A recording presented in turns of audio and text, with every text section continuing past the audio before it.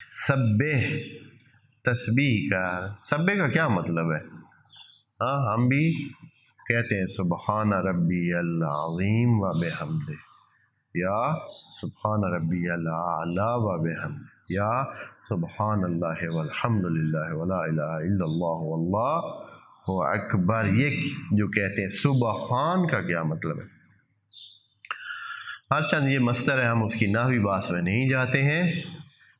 یہ سبحان کا مطلب ہے کہ اے اللہ ہم بے بس ہیں تیری تعریف میں، مثبت بات ہمارے پاس کہ ہم تیری تعریف کر سکیں اس قابل نہیں ہے، ہماری پہچان ہی نہیں ہے، ہماری جان ہی نہیں ہے، ہمارے پاس اتنے معلومات ہی نہیں ہے تیری ذات کے بارے میں کہ تیری تسبیح کرے۔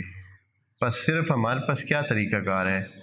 ہمارے پاس صرف اتنا ہے کہ ہم کہہ سکتے ہیں کہ تجھ میں کوئی نقص نہیں ہے، تجھ میں کوئی عیب نہیں ہے، تو ہر قسم کے نقص، عیب، خرابی، کمزوری، جو بھی منفی بات ہے سب سے کیا ہے؟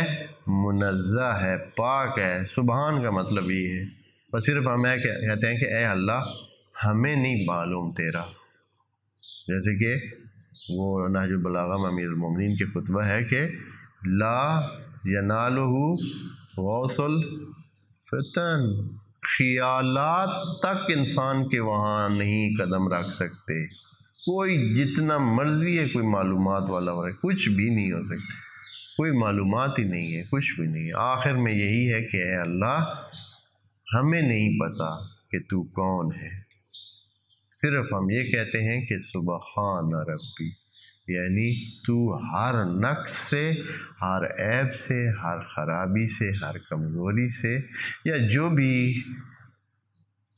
منفی بات ہے اس سے کیا ہے تو پاک۔ بس اتنا کہہ سکتے ہیں۔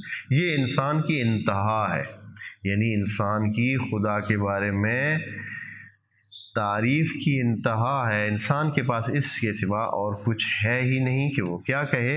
سبحان ربی الاعلی۔ اس لیے نبی کو بھی خدا نے فرمایا کہو سبح، کہو نہیں بلکہ خود تسبیح کرو اسم ربک کا۔ تسبیح کا معنی جو عام طور پر لوگوں میں سمجھا جاتا ہے کہ آپ جو ہے وہ 100 دانے والی یا 200 دانے والی، یا کچھوں نے 500 دانے والی بنوائی ہوئی ہے اور کچھوں نے 1000 دانے والی ہیں جی تسبیحیں بنا کے اس کو جو ہے پڑھ رہے ہیں۔ یہ مراد تسبیح سے نہیں ہے۔ تسبیح یعنی واقعاً آپ کے اندر بھی یہ چیز ہو کہ خدا میں کوئی نقص نہیں ہے،